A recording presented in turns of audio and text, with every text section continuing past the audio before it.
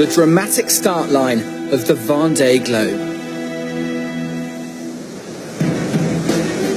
A solo non-stop around-the-world race facing towering waves and gale-force winds. Only 100 people have ever completed it.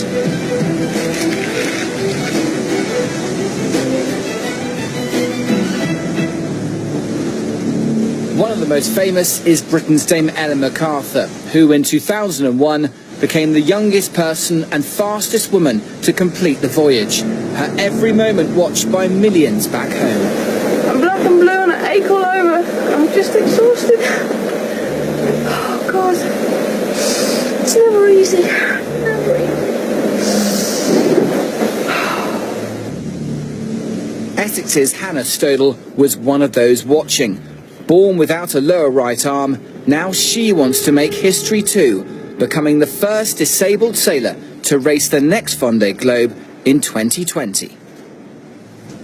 Ellen is my absolute role model. You know, they told her she couldn't do it and she went and proved that she could, and I think that's exactly where I am. You know, there's certainly going to be doubters for this campaign, but I'm certain it's doable, that we can do this and that I can finish.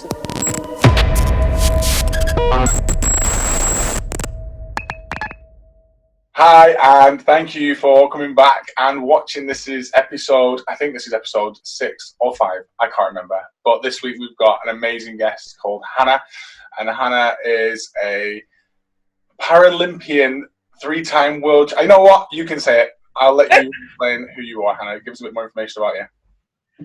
Okay, so yeah, I'm a 4-time Paralympian. I've won the World Championships a couple of times, and now I'm probably classed as a professional sailor, so I do ocean racing now. Amazing. I should have said 4 times. Damn it, I knocked one off. No, it is, because I saw. Is it 3 gold medals? Yeah. And then who's counting anyway? Well, clearly you. Like I would. I'd wear them every day. Are they're behind you, right? Yeah. I would take them everywhere. I would wear them daily. I do have, I had a whole period of time where I just didn't even consider the medals as a thing. I didn't value them. I didn't even think they were impressive. And then, yeah, my mum kind of got them all out and was like, you need to really appreciate what you've done and how far you've come. So yeah, now I put a little bit more weight in what I've actually done through my career. Yeah. Do you know what's embarrassing is I actually still have my certificate from my 50-metre swim. You know, you put the badge on your underpants, and I still have that. You know, I didn't really see them as valuable. To be fair, I imagine that there's something behind that.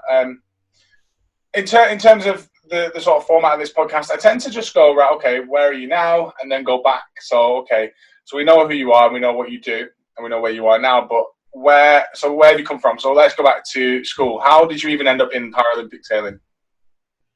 So my journey to Paralympic sailing was completely random. I went to military school, basically because they had a scholarship that revolved around sailing. Now, I've sailed my whole life, so for me that was the perfect school to go to, and I could sail for sport rather, I was rubbish at every other sport I did, so sailing was, my sport. So military school, did that. I raced all over the country. I was on national squad when I was 13, and I had this whole attitude where I was like, disabled sport is complete rubbish. I don't want to do it. I hate it. I hate the idea of it. And then I kind of got as far as I could get in the able-bodied circuit, and I got this phone call from a guy called Andy, who's a double leg amputee. He's basically the godfather of disabled sailing in the UK. We even got him a horse's head. He's that kind of godfather. And he gave me a call, and he was training for Sydney for the Paralympics. And he said, come down and come and train with me, and we'll show you what it's like. So I kind of got forced into it. I went down all the time just saying, this is utter rubbish. I don't want to be here. I can race against able-bodied guys, so why should I race against these disabled dudes? And yeah, I went down there, and the weekend I trained with Andy kind of opened my eyes to what disability sport was and the fact that it wasn't any different to what I was already doing. So that kind of put me on the path. Okay, so military school, I'm guessing, is I mean, I don't know anything about military school. I thought high school was bad enough, but military school, I'm guessing, I mean, your parents were in the military, right? Yeah, it's a naval school, so yeah. And so, as part of that, in those institutions, sport is valued, isn't it? Like, it's part of the Navy and the Army, like, it's big competition, competitive environment. Yeah, absolutely. And even like marching and everything it's all part of the school. Like, so where did the idea to get involved in sport in school come from then? It was compulsory. You had to pick a sport and you had to basically excel at it. It was a school that pushed you pretty hard in terms of sport and how far you could get with your chosen sport. So sailing was mine. So I was lucky. Obviously, so you probably didn't know you had a talent in that area until you were given the opportunity to try it. Well, I knew I was good at it, and my parents are both really strong sailors, and it's a family sport. We all sail, so I knew I was getting somewhere. I was national squad, so yeah, having the backup of the school, and they were almost like forcing the issue to get me further and get me higher up the rankings and get me to more events and to more world championships. Oh, okay. So when was the first time you got on a boat then? 3 years old. Right, okay. So you were literally brought up in this environment? Yeah. My mum campaigned for the Olympics in '88 for Seoul, Korea. So, yeah, chucked in a boat, given a sandwich, told to shut up, and she would basically race day in, day out with me, just passenger, I guess. Okay, so go back even further. So all right, your mum was an avid sailor. Your mum was a good sailor as well, by the sounds of it. Yeah, she just missed out on competing in Seoul, so, and by like a couple of points, so frustrating for her. So this is mental. So like, so do you think that you might have picked up some of the, well, obviously you picked up the experience by watching and learning as a young child, but do you think you've got like innate skills as part of picking them up off your genetics? I don't know. I think like I've always had a bit of a drive and ambition, and I've always been incredibly focused and definitely driven by the parents. My parents you don't want to go in a boat with them. It's like the scariest thing ever. Like, I will never sail with my mother because she is terrifying. So that kind of definitely stuck. But the talent, like, I've had to work for that, definitely. My sister, on the other hand, she could get in any boat and win anything. It's just unreal. She's got such a feel for boat, whereas I'm like, I have to work and I have to like push hard to actually get the same output as she does. Okay, so your sister also competes? She doesn't anymore, funnily enough. She got to the Youth Olympics, won a gold, and then decided that was enough for her. She didn't like the environment of the British team and how tough that can be at times. You know what, I'm just sat here thinking how competitive. My family and we play Monopoly at Christmas. I imagine having a mum who's gone towards the Olympics, just missed out on that. You've got daughter who's a Paralympic champion and a sister who's got. I just imagine fights. Yeah. We had to stop playing Monopoly at Christmas because it was that bad. Like upended tables. You know, they have like the Monopoly helpline for people that can't cope with it at Christmas. It's that kind of level. So I mean, essentially, it's a very competitive environment. You've been brought up in that sort of realm. The reason I was asking those questions is I'm thinking, okay, well, how did you even discover it was a talent? Because I remember a few years ago, there was a big call out across the UK where kids from schools were being allowed to try different sports as part of the Olympics, whatever it was, a few years ago. And they were trying to give the opportunity to try something because you never might have, you know if you can row a boat, or you don't know if you can, I don't know, play basketball, or whatever. And as a part of that sort of idea, a lot of kids got involved in sports they never really knew they were going to be good at. But you obviously were brought up in that. Yeah, I think I was fortunate, but sailing's one of those sports where you're either really, really talented or you just love it. I think it's like a bit Marmite in that way. It's kind of like you absolutely love it or you hate it. And yeah, I was lucky that I love it, whereas my sister, she hates it, but she's good at other sport as well. So kind of, she's just fallen into doing other stuff. Okay, so you're in a naval school, sorry. By the way, how does that differ from normal school? Imagine a lot more marching and like making your bed more. Like, is the idea that you would go into the Navy, after the school? Yeah. Okay, and that's yeah, you'd end up for officer training and then progress obviously into the Navy. But yeah, I kind of swerved that one, I guess. Oh, okay. So you're in school and everyone's headed towards the Navy, and you're looking ahead thinking, I don't see that might be my pathway. How do people around you start reacting to you doing things differently, or what is it you started to do differently?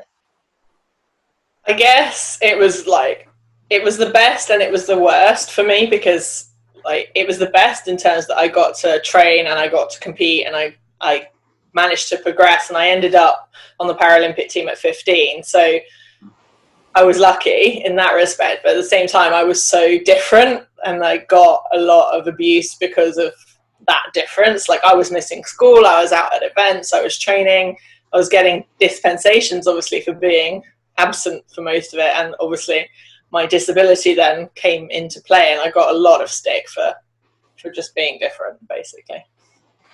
Well, obviously a lot of people don't know much about it. What is the disability that you have? Because I mean you can't physically see anything. Yeah, born without my right forearm, so yeah, I've got a stump on one side, and yeah, I got loads of abuse for it, and like to the point where one guy drew a picture of how he saw me, which was like this monstrous picture, like I looked like a monster, and he posted it all around the school because that's how he saw me, you know. Because I don't wear a prosthetic or anything, and I live as I am day to day. So, no, it was a bit crap, to be honest. I'm just thinking, like, you would think that, I don't know, my perception of, because it's a military school, you would think that they would have, you know, more of a, like, I understand kids in the high schools and stuff around the UK just being uneducated or being not used to that sort of thing. But, you know, in a military school, like, someone with a prosthetic arm or prosthetic, it's absolutely normal, like. Yeah, I guess, like, at that time it wasn't, and he almost saw it as I was getting special treatment because of my disability, and it's like, I think that's what offended him more than my actual disability. It was the fact that I was getting this treatment because of my disability. Honestly, it winds me up when I think of like, bullies and people like that. I always say I got bullied, obviously. Mine's nothing in comparison to a lot of people I've spoken to, and it's just, it really winds me up because you want to go back. I want to go back and punch them all personally. But it annoys me, like, in the future, especially when, so I bumped into someone that I had in school that was an absolute ass, and he was like, oh, you know what, I'm sorry about what happened in school, and I was like, it's not going to make up for absolutely anything. No. I don't know. So obviously, it's hard stuff. So you're getting treated differently, and then you're doing something completely different as well. So you're actually taking time off class, and you're headed towards the Paralympic team. What does the Paralympic team mean at 15? What does that mean? What does it involve?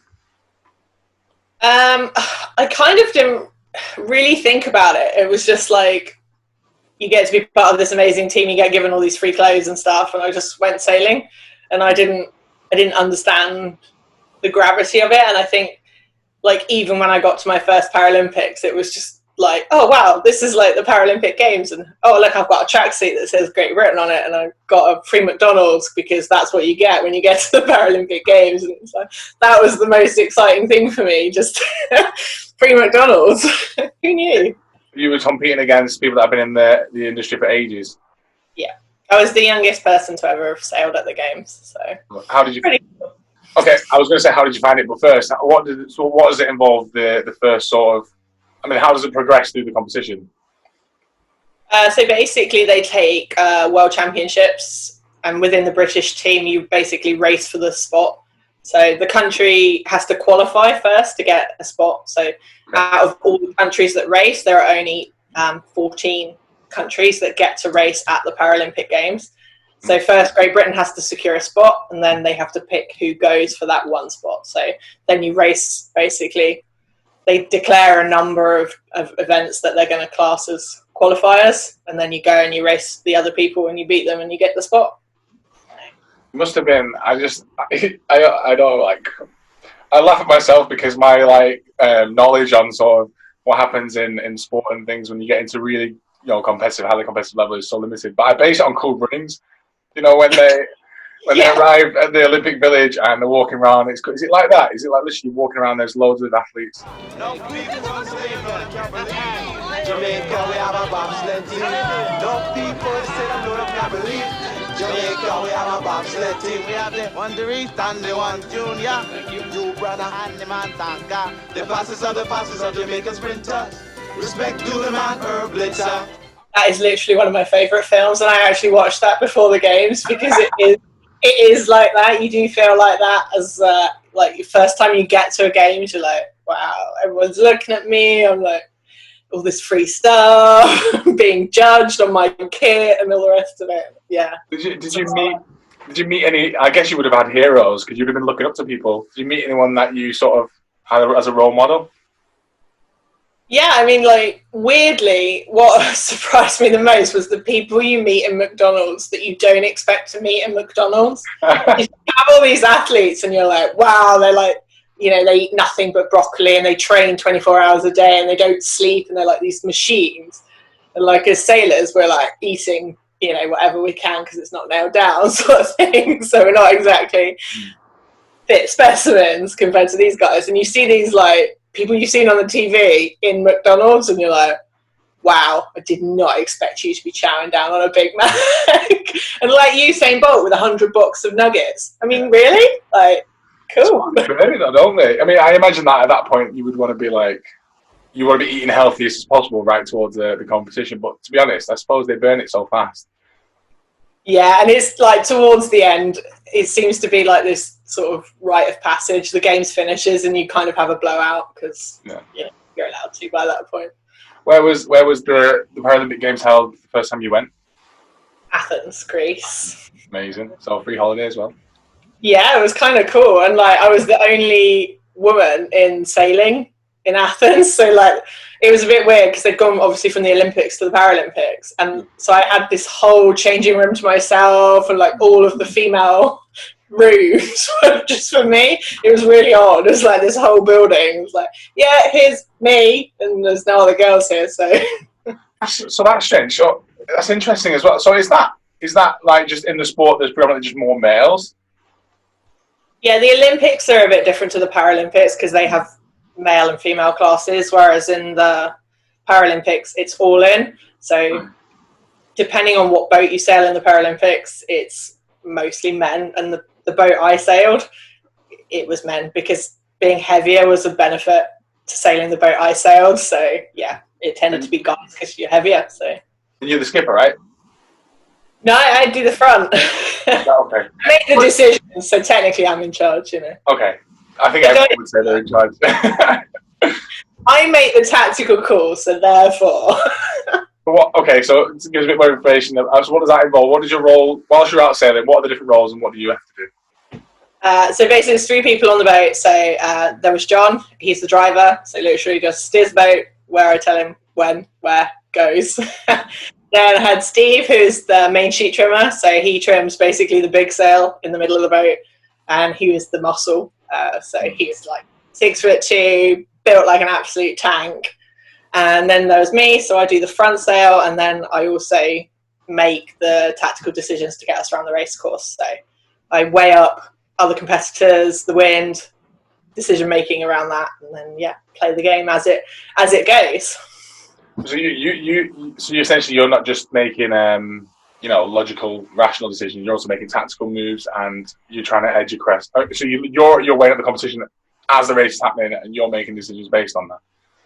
Yeah, it's a strategy game basically, and of course you can pre-plan a race, and you can kind of what the weather's going to do, so you can plan around that, but you don't know what your competitors are going to do, so you kind of have to weigh up the situation as it happens and make those decisions. Okay. On a side note, does that mean you're if you're ready, say you're headed out for a day out somewhere, and someone says you should head this way, are you like no, because I know that the best way to go would be? Do you find that you end up leading all day-to-day life? Yeah. Yeah, it makes me basically OCD, super obsessive with details, and I need all the information before you make these decisions, otherwise I'll panic. So yeah. That's, to be fair though, it's a really cool skill to have, and I mean to find you've got a talent in that area. So essentially, your brain must be going overtime. You must feel knackered after a race, any type of race. Yeah, it's mentally really draining because like you have a scenario in your head and you've planned out what the weather's going to do, and you kind of expect a race to go one way or another, and then obviously some foreigner comes on and does something crazy. And you're like, oh God, what happened there? And like, yeah, it's a lot of pressure. I know I'm asking loads of questions, but it's because I'm just genuinely interested, and I know that a lot of, I mean, I've watched sailing on TV. I didn't realise there was this much in it. You know, I just went, oh, there's a boat. I didn't know there's people on the boat. It's just the boat goes. Obviously you do, but it's like a gin and tonic sport. That's what people think. You know, we're like sipping our gin and tonic on the way around. It's like all very nice. It sounds really nice and luxurious. Like you sail yachts and boats. And speaking of which, it's like one of those. It's not a catamaran, is it? It's like a boat that has two sides, though. No. It's a monohull, so it's just one piece of boat. So it's not. I'm thinking of the one where they hang over the edge and they pull, and they go off the side of the boat. Yeah. No, I've done that. What's the difference with that? What's that type of sailing? So that's mostly dinghy sailing, where you're trapezing off the side. So you wear a harness with a hook on it, and then you clip on to a piece of wire that's attached to the mast, basically, and dangle off the edge. So. Essentially, I mean, I've looked at it, I'm like, essentially everyone is just shark bait at that point, because you're essentially a fish on a hook. Oh, sorry, a worm on a hook, and you're just trapped in. I mean, that's how I view the sea, because the sea scares the hell out of me. That's nothing. We raced in South Africa, and like they genuinely chased us around in power boats because they were like, "If you fall in the water, you will get eaten by a shark." Like, then not going to fall in. There's not two ways about it there either. It's like you will just get eaten by a shark. Just you will get eaten. It's like, okay, cool. I'm not falling in. It's 100% not happening. Where's the most amazing place? So South Africa is quite a beautiful place. But where's the most amazing place you've been with your job so far? I loved Rio. Sailing in Rio was amazing. Like just sailing under Christ, like the Christ statue and Sugarloaf Mountain and stuff. That was pretty cool. San Francisco, amazing sailing in the bay. Just watched The Rock before we went there as well. Just getting the food kind of thing. So that was pretty cool. I've been really fortunate that I've travelled to like amazing places. And we used to base out of Miami for 4 months a year and just train out there because it was warmer and the American team are really good. So yeah, bit fortunate in that respect that I've got to travel. I guess that's the amazing side. I mean, you work your ass off and you have to stay fit and you have to stay on the game and stuff. But the side benefit of that is you get to see amazing places, you get to meet amazing people and see cool things, I imagine. Yeah, it's definitely one of the benefits of the sport is that, you miss your family, you miss all the normal stuff like going out and having fun with your mates, but you get to meet these incredible people with the stories behind them and just, get to go and race. Yeah. Oh, okay, so first Paralympics, you've attended, 18 years old, what happens? Agios Kosmos is the Olympic Sailing Centre. We're about 15 kilometres from the Olympic venues down on the coast, and the conditions today, well, they like the breeze, but it's just the direction that it's coming from for this mixed sonar race 1.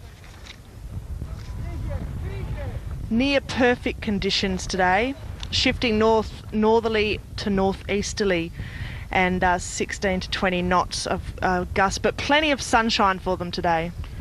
14 crews in competition here, and the Australians are the defending champions. We absolutely tank. Oh, no, I thought you were going to say you win.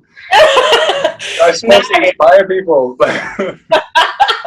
Well, like my Paralympic history is pretty spotty anyway. But Athens, we were underdogs.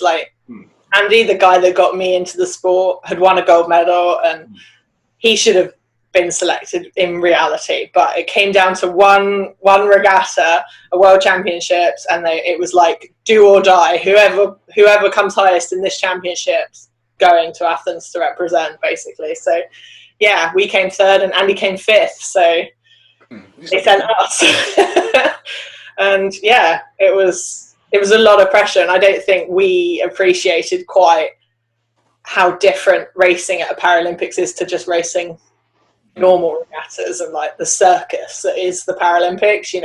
all of a sudden there's cameras everywhere, people are watching every move, you know. The village is like a whole nother level of insanity almost. So yeah, it got to us and we sailed like donkeys. And All right, so okay. Then how long do you get before the next attempt? It's not 4 years. 4 years. It's 4 years as well. Yeah. 4 years to prepare, and you've come back and you've gone, right, what's the first thought? What's your thoughts?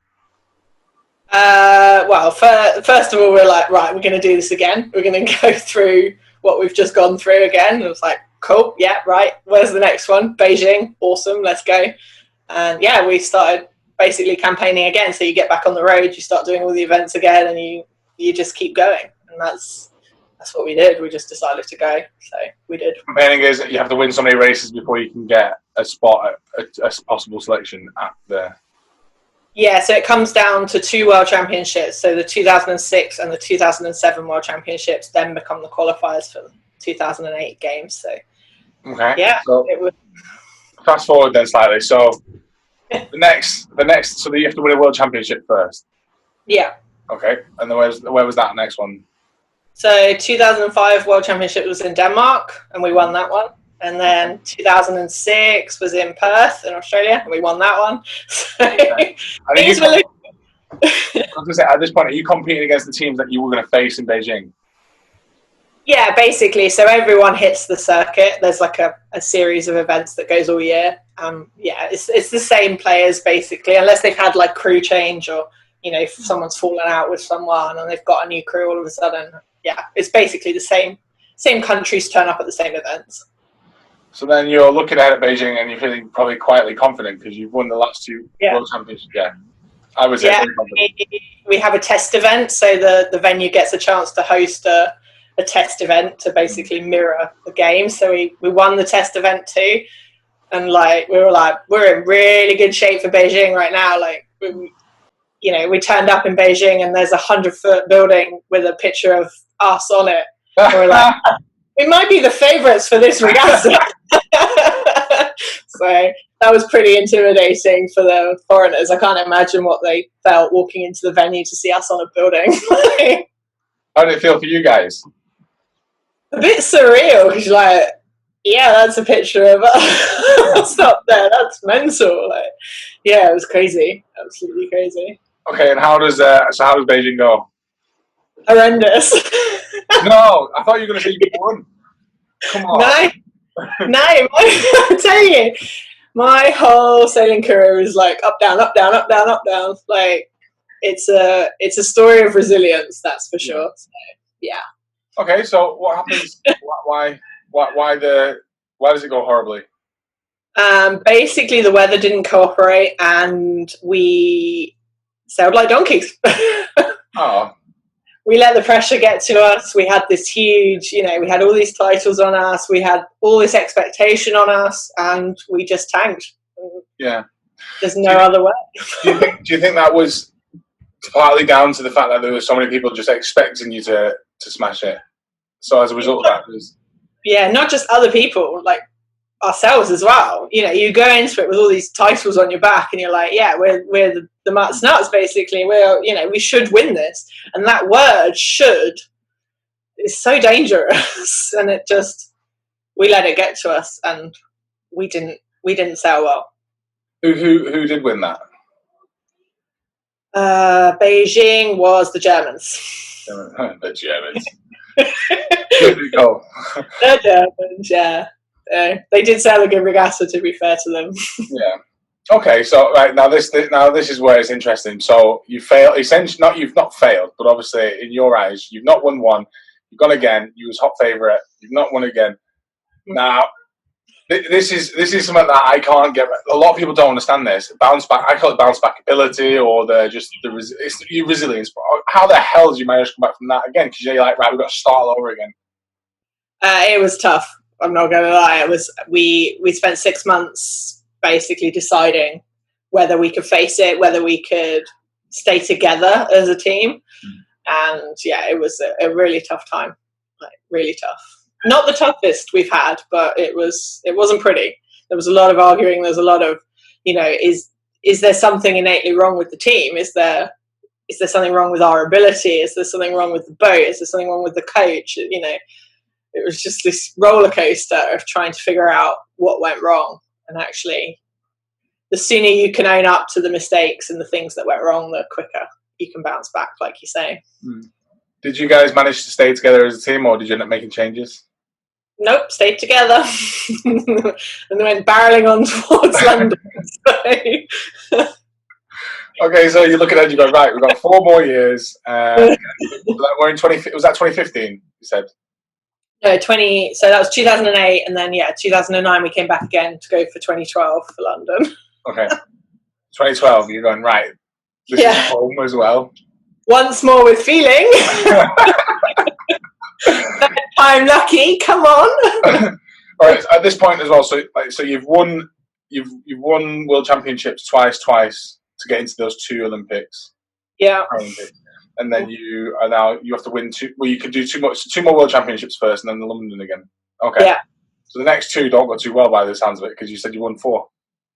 Yeah, basically. So we spent 2013 and 2014 2008 was a tank, obviously. 2009 horrendous. 2010 started getting back on the podium and it wasn't too bad, and then 2011 not pretty again. So we went into 2012 absolutely downtrodden. How do you guys even stay together? At this point, I just feel like, right, whose fault is it? We are very lucky, I think, that the no blame culture is a big thing for us, and you basically, we fall out in the water, but you leave it there. Like, you come ashore and you're still a team at the end of the day, and it's not on one person if you make a mistake. There's 3 of you in the boat at the end of the day, and if one of you cocks it up, it's the team, not you. So it was quite nice to have that, but frustrating at the same time. How long have you guys been together in total at this point? So we got together in 2002. And you're still together now, aren't you? And no, not anymore. Oh. No more Paralympic sailing, but that's another story. So you were together for So at that point, you've been together. I keep getting lost now. 10 years. 10 years, yeah. Amazing. Yeah. That's longer than most friendships last, let alone teams and sports teams. Yeah, but I think we got the nickname on the circuit as the married threesome, because we were so close. We travelled together. We did everything together. We lived together. And I think that's what made it powerful, was that we could handle the really crap stuff. Do you think that you knew, I mean, obviously you would have known each other inside out. Do you think that that's possible for anyone to achieve that sort of level of co-working and teamwork? Or is it you have to literally be around each other 24/7 to get there? I think I teach it now as part of leadership. I think it's important to get to that level, but it doesn't mean you have to live together or whatever. But I think having the ability to be vulnerable in front of your teammates and to have that support network, that circle around you, it's so powerful, and something that business can learn from athletes is how to get to that position and be comfortable in that position. And how old were you going into 2012? Oh God, I don't even know how old I am today, let alone then. Oh my God. I think it's your 20s. Wow. Yeah. But it's not.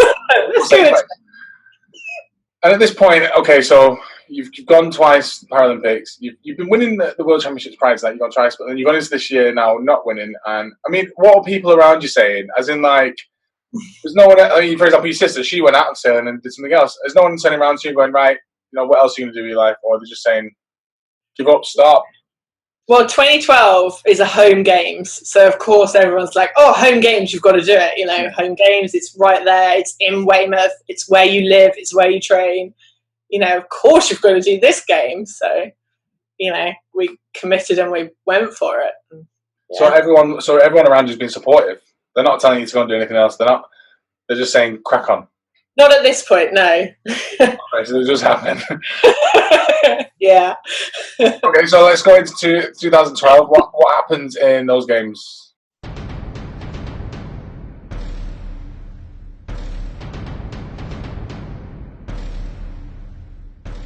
I'd describe the last 2 campaigns as disappointing. You know, Athens, we were the underdogs going in, so you know it was an experience. But Beijing, heartbreaking. Probably we should have medalled, and we didn't. And we let ourselves down. We let other people down, and I think that's what's driving this campaign forward so hard.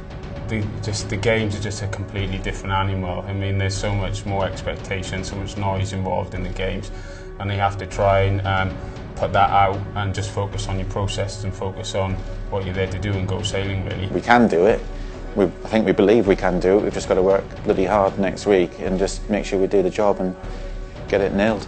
We're a lot tougher now than we were, and I think we appreciate more the games. And you know, people say, oh, treat it like a normal World Championship, but at the end of the day it's not. You know, they come around once every 4 years. It's a very different game. You can feel when it's right in the boat. You can feel that everyone's in the right groove, the boat's in the right groove, it's moving forward. Teamwork is actually massive in a 3-person boat. To come in the top 3 at Paralympic Games would mean everything. And we've worked 10 years for this, and the pinnacle of the career is the Paralympic Games for us. And to be able to achieve what we set out 10 years ago will be awesome. And to do it in front of a home crowd, in front of family, in front of the Union Jack flags, will just mean everything. I think to get any medal at the Games is pretty awesome anyway, but to get a gold medal is like the dream, and to do it at a home Games is like a double dream. I think we're all being pretty level-headed at the moment, but I think if we did do that, it would just be obviously a lifelong ambition achieved. It'd be amazing. You know, we've worked so hard and so long to be successful. You know, this is all I ever think about. You know, that's what gets us out of bed in the morning. We get up in the morning thinking, what do we do today that's going to push us one step closer to winning that medal?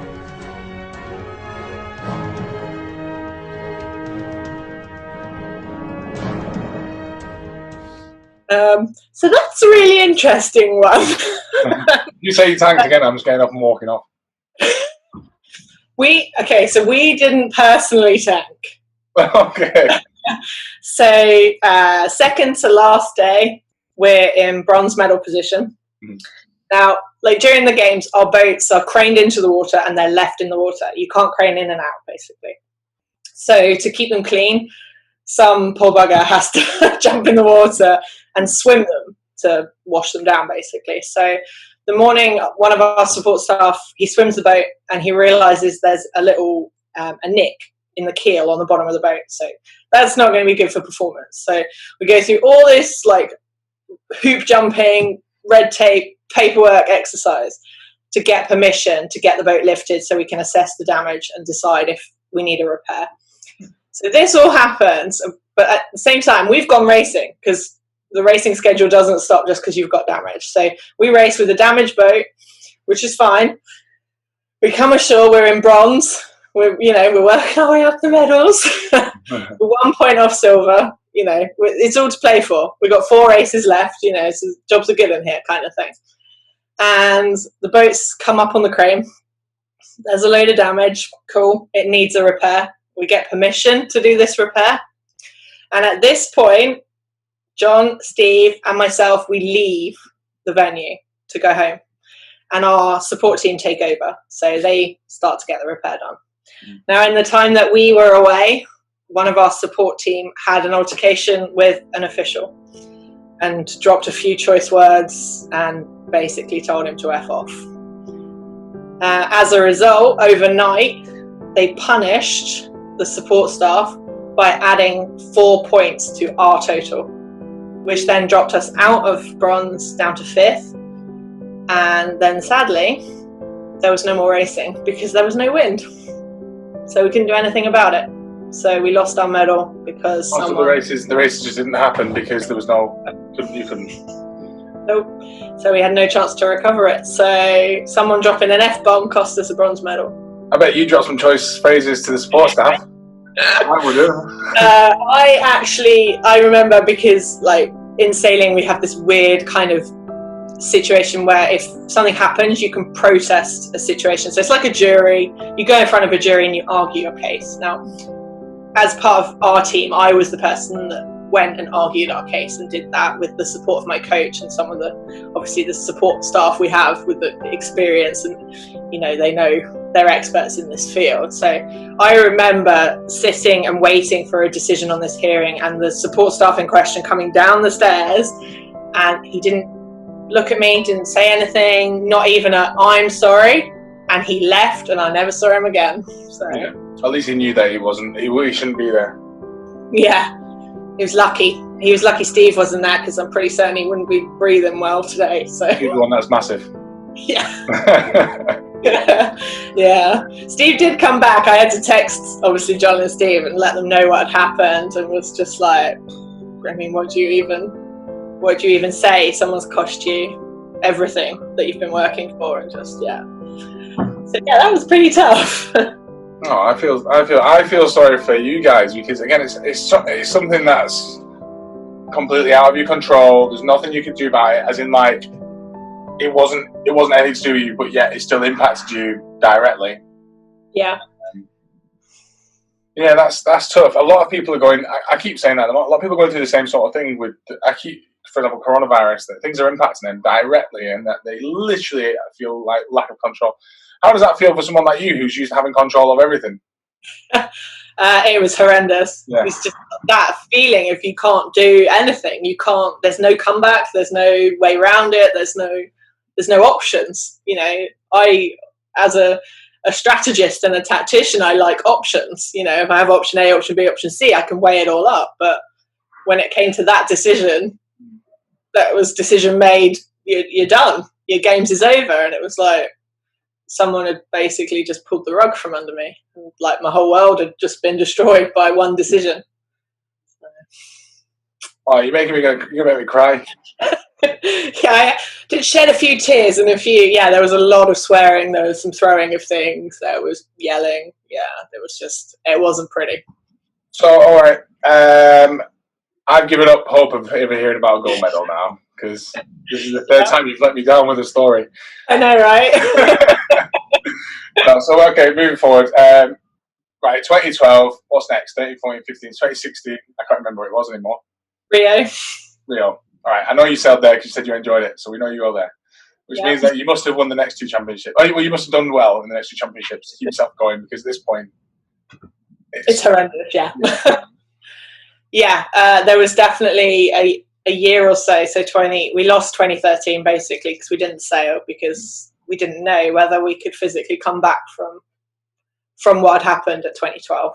Yeah, it wasn't pretty. I wanted to sail. I knew that, but the guys were a bit more on the fence. So this is the year where they go, oh, should we be doing something else? Yeah, so this is the point at which some members of my family are even going, why are you even considering this? This is ridiculous. You've done 3 of these. You've had your heart ripped out from 2012.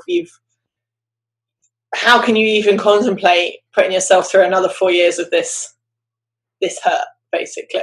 So yeah, it was a definite rough period for me, do I go and fight again, or do I just go, no, right, time to walk away from this?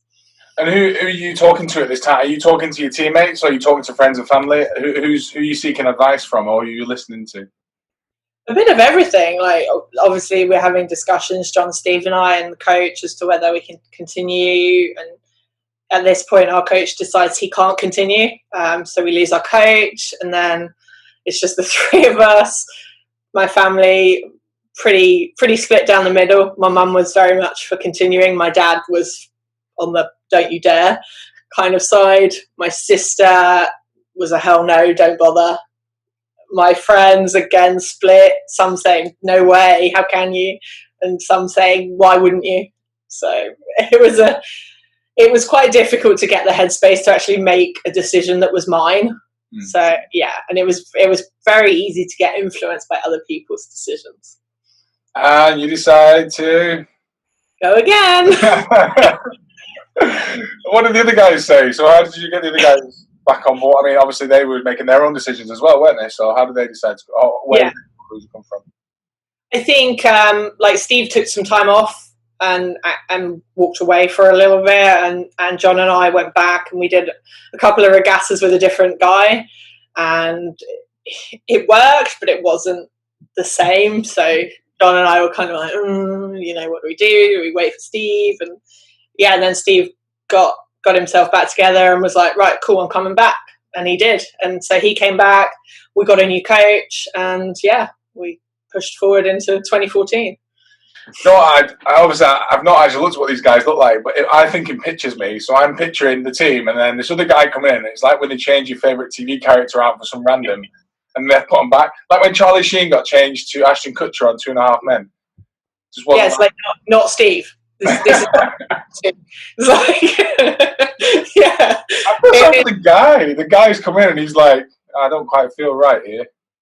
Yeah, and there was definitely an element of that. We were away at a regatta in America, and he was just like, he would like wander off and like come out for dinner with us and stuff. And there's a definite element of he didn't fit into the group. It's tough. It's tough for you guys, and it's tough for him because you guys at this point have been together for like what, over 10 years now. Over past 10 years, 12, 13 years, yeah. 13 years of like eating, breathing, sleeping, living, going out, meeting. You probably know each other's families inside out, and for someone to come into that and not be a part of it, that's tough. And obviously, for you to accept someone like that, it just feel weird. Yeah, and as well, like the guy we ended up trialing, he wasn't as good as Steve, and it was frustrating because we'd come from a boat which was functioning really well the whole time, and everybody knew everybody was doing their job to the best of their ability. There was never any questioning, whereas you get someone new on board, you're like, oh, I didn't do it like that normally, like, and it's all like, like he wouldn't automatically know that his job was to do X in the morning. Just be like, well, why haven't you done it? Like, oh wait, he doesn't know that he's supposed to do that kind of thing. What's Steve doing at this point? Is he gone off trying to be an accountant or something really random, or? He tried a couple of other sports to see whether he would enjoy that, but not as much as he enjoys sailing. Okay, so you've done a couple of regattas, new guy, and then where's Steve come back into this? So just for 2015, basically, we're back up and firing by 2015. So. And that gives you a year to get it together. Wow, talk about pressure. Yeah. At this point, do you guys feel like it's the final push? Like you need to, if you don't do this, then it is over. Wow, so in 2015, like interestingly enough, sailing gets dropped from the Paralympic sport. So 2016 is the last chance, as in there is no more. So it kind of was like, it's the last one for us, but it really is the last one for us as well. So why did they drop it, by the way? I know you mentioned it before, but why is it? It's such a frustrating story. Basically, idiocy is the correct answer. They have to submit a proposal to the International Paralympic Committee as to why we should be included. Number of countries that race, the accessibility of the sport, and all this kind of stuff. So you have to put all this evidence forward. Now, I don't know if it's just me, but like when you do a pitch or when you're proposing something, like you put a bit of work into it, right? Like it's not rocket science. So the management, in their wisdom, sent an A4 sheet with a list of countries on it. No evidence, nothing. Like, just here's some countries. Right, cool, okay. And then the IPC went, no, thank you, goodbye. Which is mental because, again, the sport itself has its own following, it's not beast in itself, but now it just doesn't have a position on the world stage in that format. And then all the funding gets cut, and then people lose their jobs, and it's just like, it's an unreal situation you're living in 2015 where these just morons are running this show and just can't. Yeah. It's a shame, though. I feel like it's a shame because it's a shame in the sense that there's probably other countries as well that are trying to do the same thing you guys are doing and are going for it, and everyone's got one chance. Yeah. That's it, their last chance. They will not have another. And then everything they've been working for their entire lives is just like, all right, well, now what we're going to do? Like, where are we going to go from here? It's out of your control. It's not your fault, and it's some other random person's doing that it directly impacts everyone. Yeah, I think like for us, it wasn't. 4 games is enough.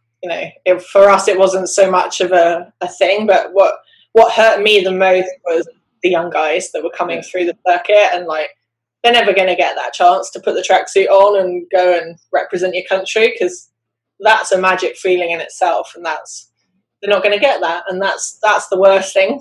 Like, that's the bit I was talking about when I watched the cool runnings. Even I felt magical, and I wasn't even there. Exactly, you know, they're not going to have that moment where they put that tracksuit on and go, do you know what, I'm representing. They'll be like, is that the same bolt at McDonald's with chicken nuggets? It is. Not going to get that opportunity. It is that. Hopefully they pivot and they try something else. Because I mean, again, it's more for me. It seems like more of a, yeah, you have to have a talent and a skill, but it's a lot of it's a mindset and applying that to different things as well, I imagine. Yeah, and like campaigning is a full-time job at the end of the day, and you're running a business essentially. You're running a campaign, and you're keeping sponsors happy, and you're managing budgets, and you know, it's not all glamorous. It's not all, you know, hanging out in the sunshine and sipping a G&T, but you know, it's definitely a good way to learn some life skills. Okay, I'm optimistic about. I don't dare ask what's next. Next year in Rio. And you guys were preparing for the entire year. You're back together. The band's back together again, and yeah, we won the World Championships in 2015. Woo! Yeah, things are looking up again. You know, we're back. We're firing. We're doing well, and yeah, Rio. So the sonar was designed by Bruce Kirby, and he actually designed the laser. And it's a big, fat, chunky keel boat, weighs in at just under a ton. It's sailed by able-bodied people in America. They use it for match racing, team racing. It's got a massive following in the States, and they sail it with 3 sails, but for the Paralympics we only use 2.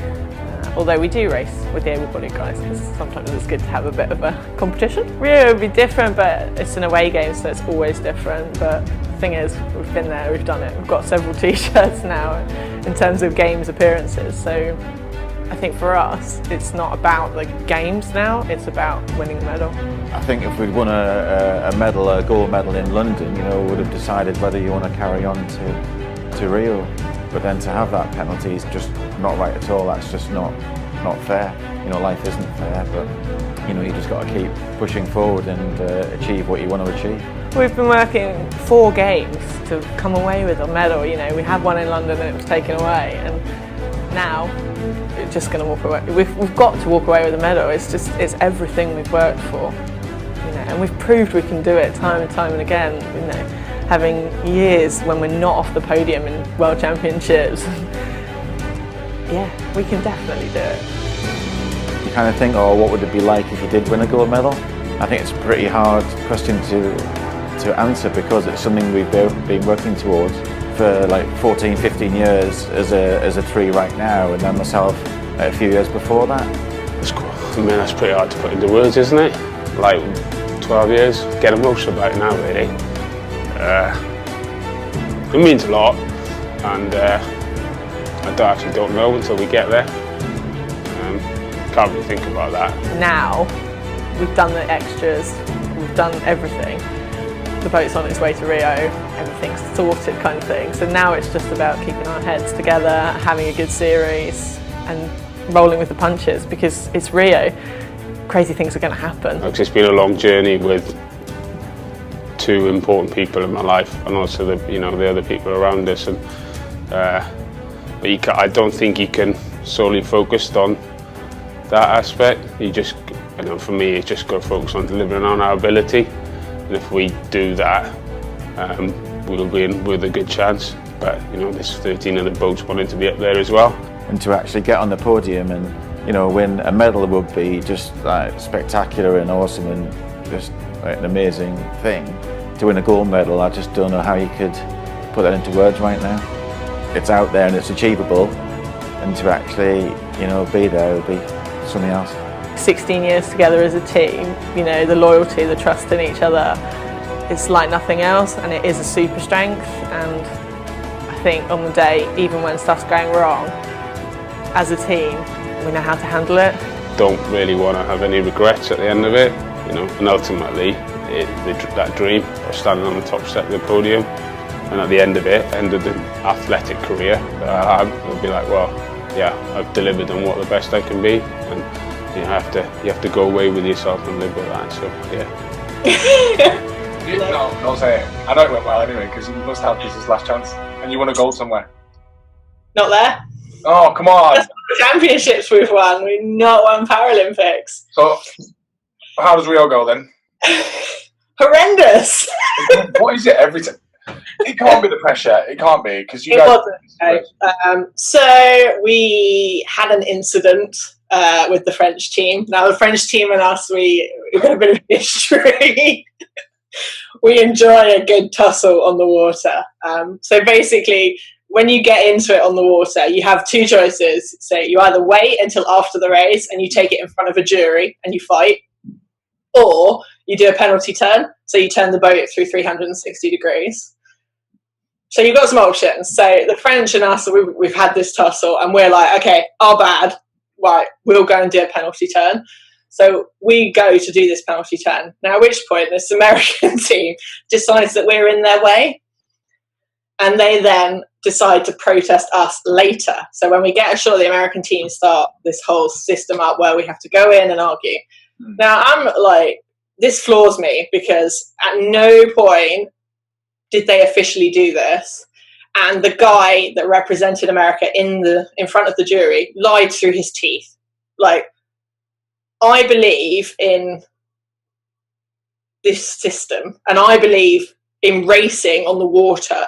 And if it takes you, like, through your teeth to get me disqualified, I'm going to be pretty upset about it. So, unfortunately for me, the jury that were in 2016 were the same jury that I went up against in 2012. Now, after 2012, we ended up taking the jury and some of the officials to court to try and get our medal back, because we didn't believe what they did was fair. So there's obviously a bit of bad blood there. So me going in and, you know, guns blazing and trying to prove this point didn't sit well. So unfortunately, they were having none of it, and they refused to listen. So and I had video evidence, and they refused to even see it on the grounds that I could have edited it. That's ridiculous. Yeah, so yeah, that was our game's over. So we got disqualified. So talk about politics. Yeah, it was nonsense. It was complete nonsense, and just like one of those situations where you're like, I just can't even like. So how would you do? Because obviously this is the same. It applies to every. I mean, obviously in your situation it's a little bit more extreme because it's courts and juries and boards and stuff. But in any career, how do you deal with politics like that? Like if you're trying to do something and you're trying to do the right thing, and it feels like everyone's pushing against you because they're essentially doing the wrong thing.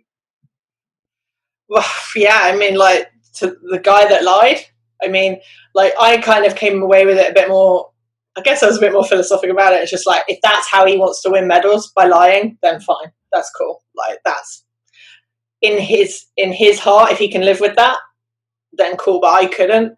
So, you know, he has to feel how he feels about it. But yeah, I kind of walked away knowing I'd done my best and I tried, and a lot of things had added up to getting us to that situation, and it was what it was at the end of the day.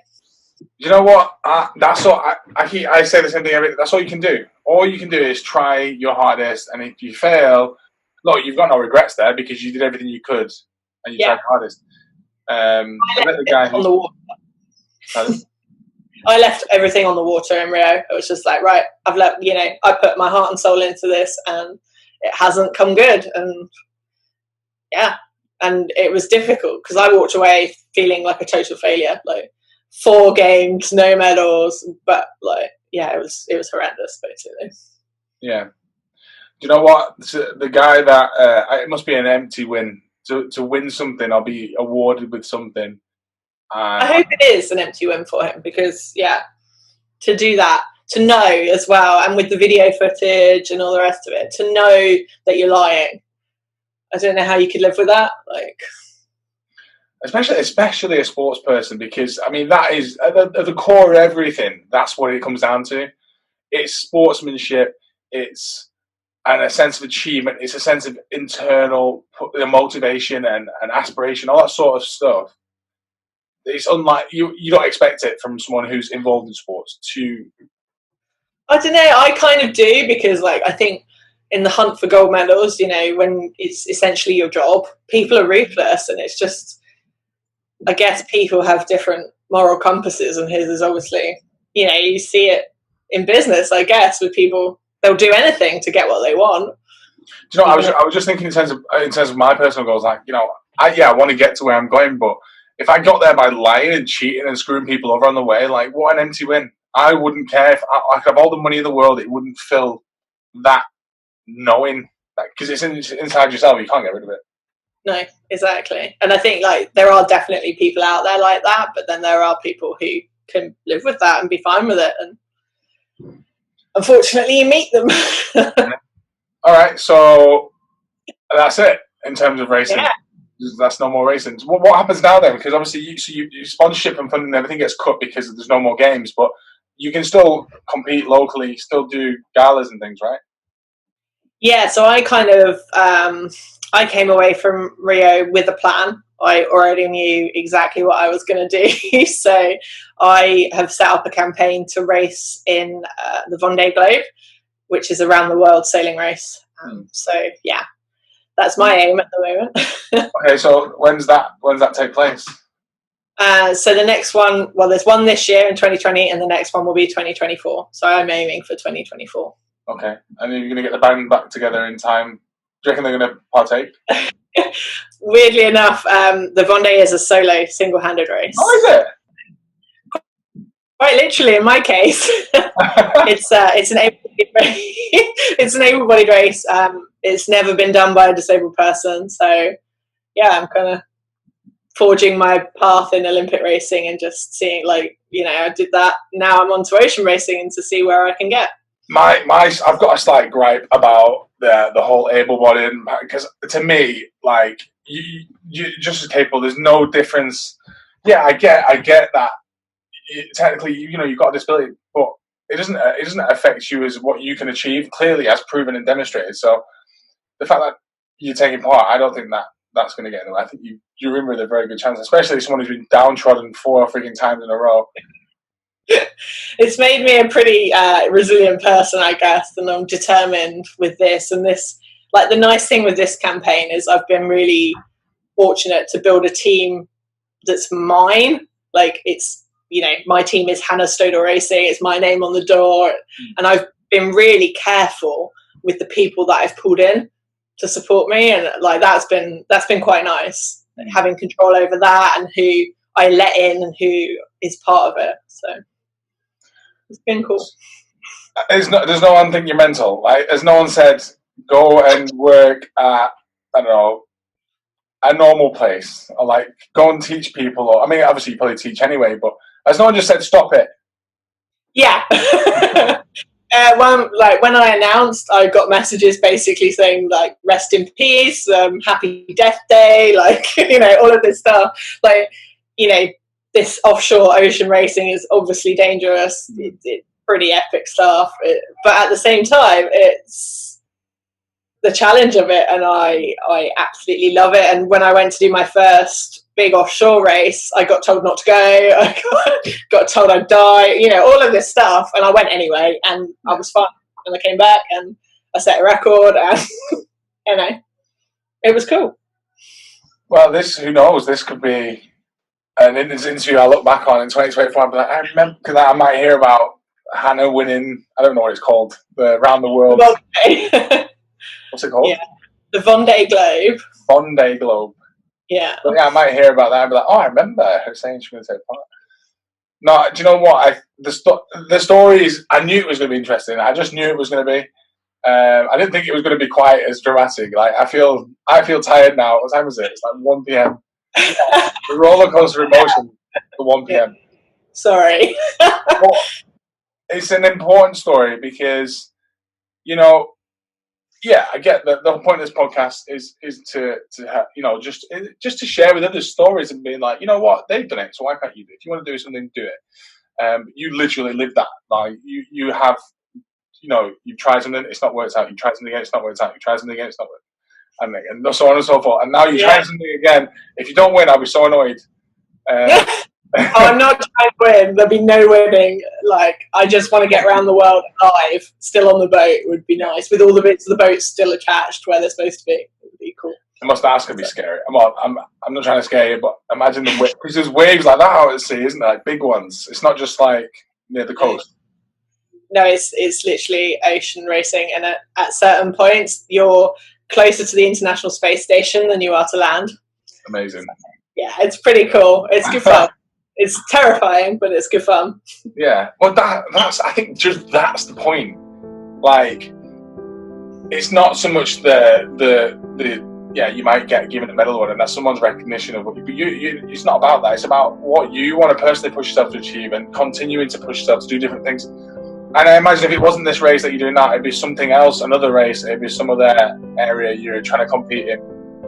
I think that's well, in this campaign, like, it's not just for me. I'm not doing it for me. Like, obviously I get the reward of being able to go and do this type of sailing, and it's amazing, and it's liberating, and it's the most magical thing when you're powering through waves in the middle of the night and it's just like pitch black, you can't see anything, and the boat's just cruising along, and you're like, this is magic. But like, the whole reason I'm doing this campaign is to show people that if you have that self-belief and it doesn't matter what people say. You know, I've been told I'm going to die, like, and I'm still pushing through because I know in my heart I can do this. And I think it's such a powerful message, and I want to share that with everybody. Like, if you think it's possible, go and do it. It doesn't matter. Like, you're going to get some idiots that'll tell you it's not possible to do it. Just do it anyway.